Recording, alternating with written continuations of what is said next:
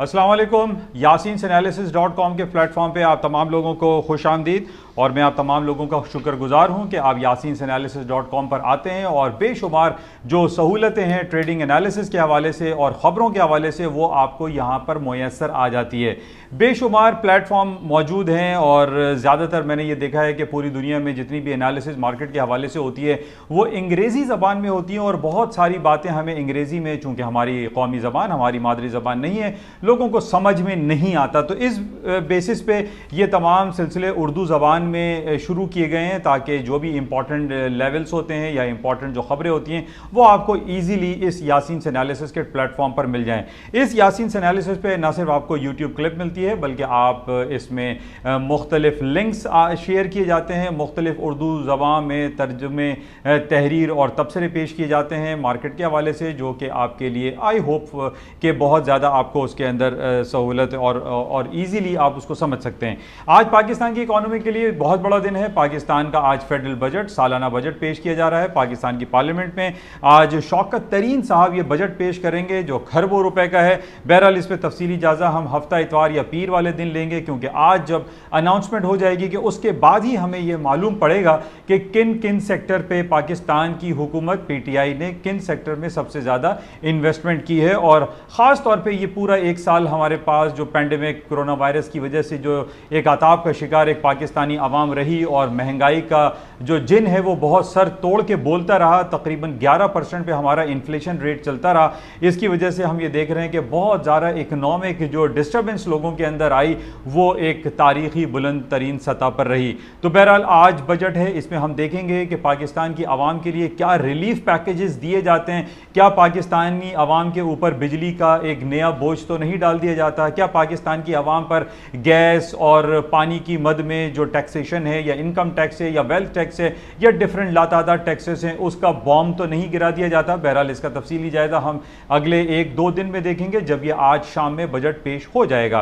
बहरहाल आज पाकिस्तान की इकॉनमी के लिए एक बड़ा दिन है, एक पाकिस्तान की तारीख का सबसे बड़ा ये बजट पेश किया जाएगा, लेकिन हमें तफसीली तौर पर यही देखना है कि पाकिस्तानी आवाम के लिए क्या सहूलतें मुयस्सर आती हैं।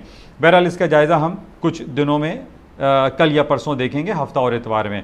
अच्छा, इसके साथ ही जो आज हमारे पाकिस्तान की जो स्टॉक मार्केट है PSX इंडेक्स तकरीबन 150-200 पॉइंट पे अभी बंद हुआ है। जुमे का टाइम है, इसके बाद मार्केट जब खुलेगी तो होपफुली जो हालात हैं, जो पाकिस्तान की इकॉनमी के हवाले से जो हमारे सामने बातें आ रही हैं, जो नंबर्स आ रहे हैं वो बड़े खुश आइंद हैं। पिछले साल जो सबसे ज़्यादा बातें हो रही हैं वो इन्फ्लेशन, इफरात ज़र के हवाले से है और इफरात ज़र तकरीबन पाकिस्तान की इकॉनमी का 11%, जो कि एक टू मच है। पाकिस्तान की तारीख में कभी हमने 11% पे महंगाई का आलम नहीं देखा। बहरहाल पाकिस्तान ने और हुकूमत पाकिस्तान इमरान खान साहब ने काफ़ी कोशिशें कर रहे हैं। एहसास नाम से वो एक प्रोग्राम मुरतब कर रहे हैं और काफ़ी उसमें लोगों को रिलीफ पैकेजेस भी दिए जा रहे हैं और सहूलतें मुयस्सर की जा रही हैं। इसके साथ ही हमने ये देखा कि 11% से तकरीबन अभी 2%, 9% पे हमारा इफरात ज़र इन्फ्लेशन रेट डाउन हुआ है, जो कि खुश आइन बात है। लेकिन इसके साथ ही ओवरऑल जब हम इकॉनमी की बात करते हैं, जिस तरीके से हम ये देख रहे हैं कि $1 बिलियन पाकिस्तान के सिर्फ रोशन डिजिटल अकाउंट से, जो कि पिछले 8 से 9 महीने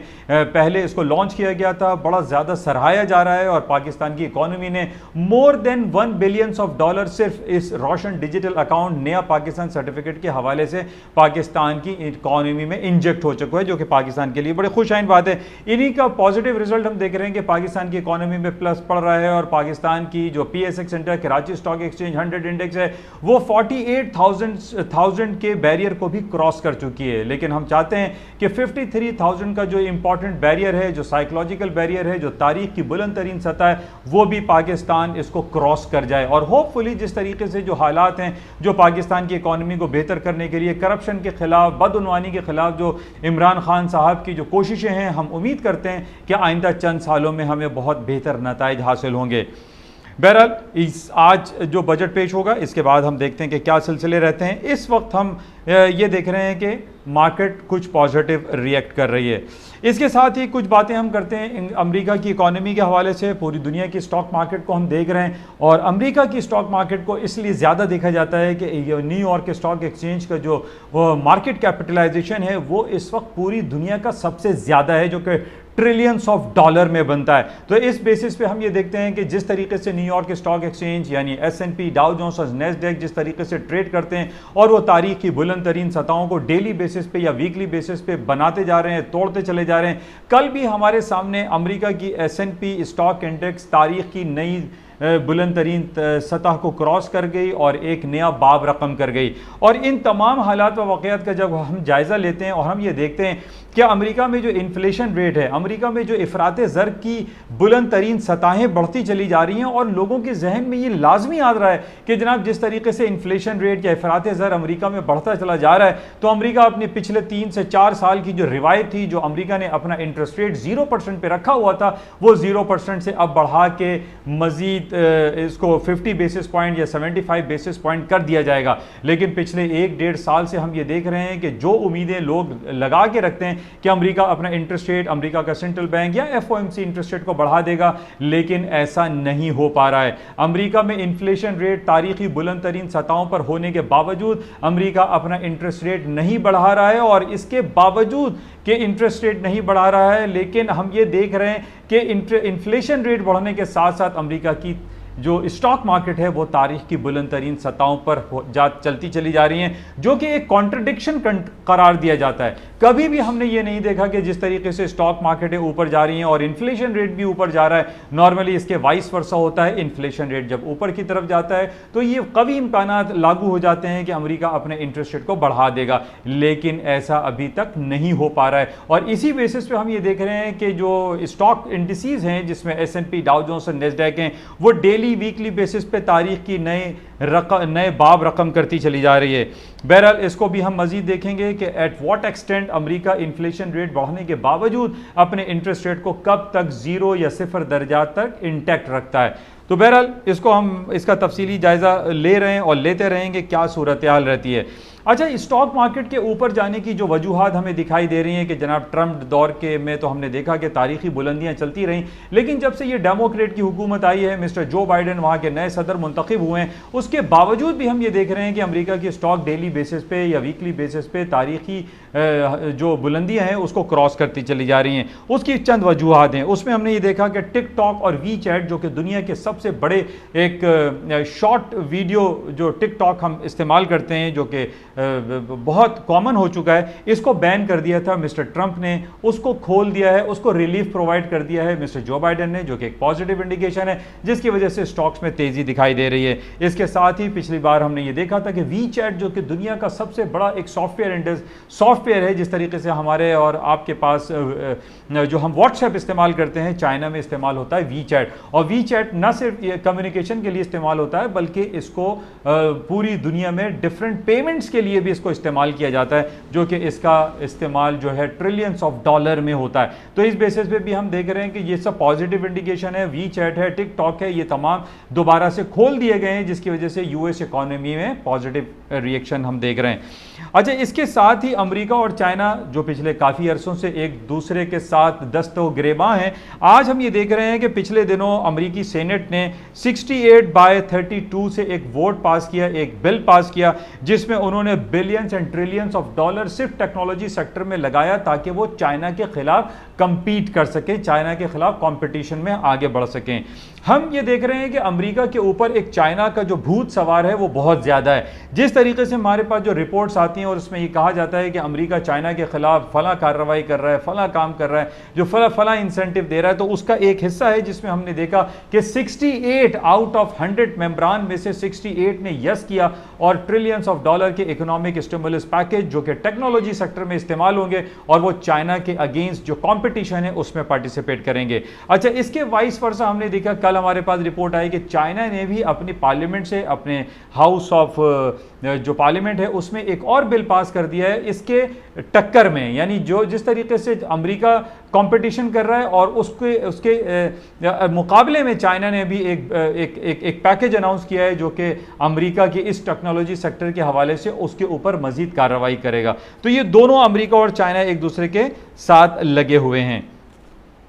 अच्छा, इसके साथ जो हमारे पास रिपोर्ट्स आजकल चल रही हैं G7 के हवाले से बहुत ज़्यादा है। G7 ग्रुप ऑफ 7 जिसमें कनाडा, अमेरिका, बरतानिया, चाइना, चाइना नहीं है, इटली है और फ्रांस और जर्मनी, ये 7 कंट्रीज़ आते हैं। ये इनकी मीटिंग चल रही है लंदन में, बरतानिया में, और इसमें जो बाइडेन साहब जो है वो वहाँ पर शिरकत के लिए पहले ही पहुँच चुके हैं। हम ये देख रहे हैं कि ये जो 7-8 ममालिक की जो मीटिंग होती है इसमें सबसे इंपॉर्टेंट पहलू देखने का ये होता है कि इसका पॉजिटिव असरात स्टॉक मार्केटों पर पड़ते हैं। हम ये देख रहे हैं कि पूरी दुनिया के 7 बड़े बड़े ममालिक के जो मेंबरान हैं वो इस वक्त एक ही स्टेशन पर हैं और पूरी दुनिया की निगाहें G7 के ऊपर लगी हुई हैं कि वो क्या अनाउंसमेंट करते हैं। अनाउंसमेंट तो बात की बात है, लेकिन हम ये देख रहे हैं कि जब G7 की जो बड़े बड़े मेंबरान एक जगह पर, एक प्लेटफॉर्म पर इकट्ठा होते हैं और ये फेस टू फेस मीटिंग हो रही है, ये जूम पे या वर्चुअल भी नहीं है, तो इस बेसिस पे हम ये देख रहे हैं कि एक पूरी अमन और शांति का जो कंट्रोल है, एक हाई अलर्ट सिक्योरिटी पूरी दुनिया में लागू हो जाती है। इन बेसिस पे स्टॉक इसको पॉजिटिव कंसिडर करते हैं और स्टॉक मार्केटों में तेजी आ जाती है और मजीद अभी तेजी दिखाई दे रही है बिकॉज ऑफ G7 के पॉजिटिव असरात। इसके क्या आउटकम होंगे, इसमें क्या कंक्लूडिंग रिमार्क्स आएंगे, ये बात की बातें हैं, लेकिन एक ही जगह पर 7 लोगों का, 7 बड़े ममालिक का एक स्टेशन पर रहना, हाई अलर्ट सिक्योरिटी को लागू कर देना, यही पॉजिटिव इंडिकेशंस होती हैं और इस पे स्टॉक्स में तेजी आ जाती है। अच्छा, अब स्टॉक्स में तेजी के साथ इसमें जो G7 में जो इंपॉर्टेंट पहलू जो डिस्कस होने वाला है उसमें खास तौर पे ये क्लाइमेट चेंज के हवाले से और ये जो पैंडेमिक और वैक्सीनेशन के हवाले से बहुत सारी बातें होनी है। इसके हवाले से हम ये देखेंगे कि आइंदा 3-4 दिनों में इसके क्या रिजल्ट्स आते हैं, इसके क्या आउटकम आते हैं। बहरहाल इसको बड़ा इंपॉर्टेंस दी जा रही है इंटरनेशनल मीडिया पे और इसको हम क्लोजली वॉच करेंगे कि G7 मीटिंग में क्या कुछ हो रहा है और जो बाइडेन साहब क्या ऐलानात करने वाले हैं। और इस मीटिंग में सबसे इंपॉर्टेंट जो पॉइंट आ रहा है वो मिस्टर जो बाइडेन और रशियन प्रेसिडेंट व्लादिमीर पुतिन की मुलाकात है। इसको हमें क्लोजली देखना पड़ेगा कि वो क्या मुलाकातों में क्या बातें होती हैं, क्योंकि बहुत ज़्यादा यूक्रेन के हवाले से रशिया और अमेरिका में बहुत ज़्यादा चपकलिश चल रही है, इसको हमें भी चेक करना पड़ेगा। अच्छा, इसके साथ ही बात करते हैं गोल्ड की। कल मैं बहुत अरसे से आपके साथ बातें करता रहा कि 1880 1880 very important crucial supporting level है और कल कुछ ऐसा ही हुआ। मार्केट ने 1878 का लो किया और वहां से आज इस वक्त मार्केट तकरीबन 1905 पे चल रही है। मैं बहुत दिनों से आपको टेक्निकलिटीज प्रोवाइड करता रहता हूं, बताता रहता हूं कि ऑन टेक्निकल बेसिस पे, आर्ली चार्ट पे, वीकली बेसिस पे, डेली चैट्स पे जो चार्ट्स बनते हैं उस पे मार्केट बड़े अच्छे इंपॉर्टेंट लेवल्स प्रोवाइड करती है और कल कुछ यही हुआ जो बहुत अरसे से मैं आपसे बयान करता चला आया कि 1880 बहुत इंपॉर्टेंट लेवल है और कल यही हुआ। 1880 के लेवल को तकरीबन मार्केट होल्ड कर गई और वहां से इस वक्त 1905 पे मार्केट चल रही है, $25 ऊपर आ गई है। तो ये टेक्निकलिटीज होती हैं और इसके पीछे जो कहानी या स्टोरी चल रही होती है इसको भी आपको मलहूज़े खातिर रखना पड़ता है। हम ये देख रहे हैं कि पूरी दुनिया में कहीं भी इंटरेस्ट रेट बढ़ाने के हवाले से कहीं से कोई पेशरफ, कहीं बातें नहीं हो रही हैं, जिसकी वजह से इसका अल्टीमेटली जो पॉजिटिव रिएक्शन आ रहा है वो गोल्ड की कीमतों में, और गोल्ड की कीमतें currency euro, sterling, Swiss franc, Japanese yen ये अपने हायर लेवल पे चलते चले जा रहे हैं और हम डीबेसमेंट ऑफ करेंसी में खास तौर पे डॉलर को देख रहे हैं वो डाउन साइड पे जा रहा है। तो बहरहाल ये इंपॉर्टेंट टेक्निकलिटीज़ होती हैं, इनको आप याद रखें। इसी बेसिस पे मैं आप तमाम लोगों से गुजारिश करता हूं कि आप इसको ज्वाइन करें, यानी ये यासीन एनालिसिस को ज्वाइन करें। यूट्यूब चैनल है, आप इसको सब्सक्राइब करें ताकि आपको कुछ बुनियादी चीज़ें मालूम होती रहें। अच्छा, इसके साथ ही आज हमारे पास पीरू जो कि लैटिन अमेरिका का एक मुल्क है, इसने अपना इंटरेस्ट रेट अनचेंज छोड़ा 25 बेसिस पॉइंट पे और हम ये देख रहे हैं जो इंडिकेशंस हमारे सामने आ रहे हैं कि पूरी दुनिया ने अभी तक कहीं कोई इंडिकेशंस हमारे सामने नहीं है कि वो इंटरेस्ट रेट को बढ़ाने की तरफ जाएं। तो बहरहाल पीरू एक छोटा सा मुल्क है लेकिन इसकी इंपॉर्टेंट खबर पे हमें नज़र रखनी चाहिए। अच्छा, इसके साथ आज हमारे पास कुछ रिपोर्ट आई है। यूके इकोनॉमी रिकॉर्ड एनुअल जो इसका ग्रोथ है वो अप्रैल के महीने में 27% अप हो गया है। 27 से 2 बिग नंबर, एक जो तारीख की बुलंद तरीन सतह है। सिर्फ अप्रैल के महीने में 27.6% यूके इकोनॉमी ग्रो कर गई है, जो कि बहुत पॉजिटिव बात है। और इस पॉजिटिविटी की बेसिक वजह यह है कि कोरोना वायरस पैंडेमिक के बावजूद हम ये देख रहे हैं कि बहुत सारी इकोनॉमीज के जो रिजल्ट हालें आ रहे हैं वो पॉजिटिव ग्रोथ शो कर रहे हैं, और इवन पाकिस्तान का भी जो ग्रोथ है वो तकरीबन 4% पे पहुंचा हुआ है।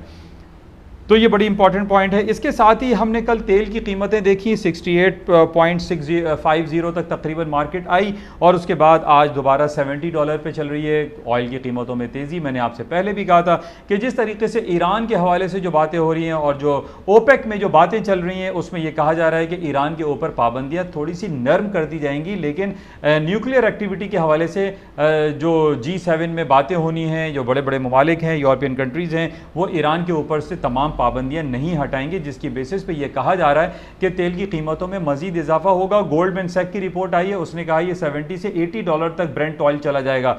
तो इस बेसिस पे हम तेल की कीमतें जो डिफरेंट, गोल्डमैन सैक है, JP मॉर्गन चेज है, इनकी जो रिपोर्ट्स आती हैं उसमें तेज़ी ही बताई जा रही है। अच्छा, तेल की कीमतों में तेज़ी की दूसरी वजह जो ज़्यादातर जो डिस्कस हो रही है वो रीओपनिंग की तरफ जा रही है। लोग ये कह रहे हैं, जो रिपोर्ट हमारे सामने आ रही है कि कोरोना वायरस पैंडेमिक का दौर ख़त्म होने वाला है, पूरी दुनिया तकरीबन खुलती हुई दिखाई दे रही है, और इन बेसिस पे जब डिमांड में इजाफा होगा तो तेल की कीमतों में भी इजाफा होगा। एयरलाइन सेक्टर चलेंगे, बसें, व्हीकल्स, ट्रक, गाड़ियां सब ऑन हो जाएंगी, तो उसके बाद तेल की कीमतों में इजाफा लाजमी है। इसके अलावा कल आपके साथ मैंने एक इंपॉर्टेंट रिपोर्ट शेयर की थी, उसमें यह कहा गया कि हम जो सोलर एनर्जी की बात कर रहे हैं और ये कहते हैं कि तेल की जो इस्तेमाल है वो कम हो जाएगा, ये ऐसा मुमकिन नहीं है, बिकॉज के सोलर एनर्जी की जो कॉस्ट है वो बहुत ज़्यादा है।